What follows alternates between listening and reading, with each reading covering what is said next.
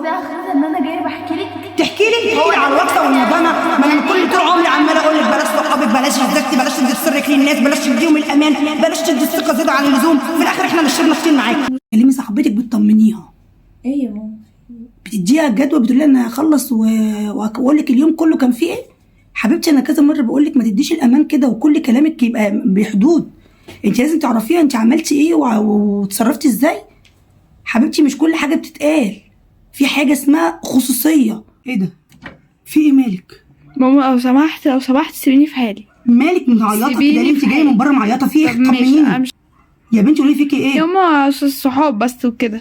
هي راحت قالت عليا انا ان انا واحده وحشه، وان انا واحده بكلم شباب كتير، وقالت عليا كلام زباله وبوظت سمعتي، وانا مكنتش عارفه ان هي كده بجد. انا حبيتها والله. وهو ده اللي مزعلك يا حبيبتي؟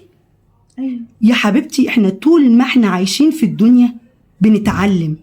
انت لازم تغلطي ولازم تتعلمي من اخطائك. اتعلمتي في ايه بقى دلوقتي في اللي انت فيه ده، في التجربه بتاعتك؟ انك انت زي ما انا قلت لك يا قلبي لازم ما تديش الثقه زياده عن اللزوم. صاحبي وكل حاجه وقربي، بس ما تقربيش للاخر، وما تديش الثقه زياده عن اللزوم، وخلي في حدود بينك وبين اللي قدامك. صاحبتك الوحيده في الدنيا واللي تخاف عليكي وتخليك وتبقى نفسها انك انت احسن منها هي امك.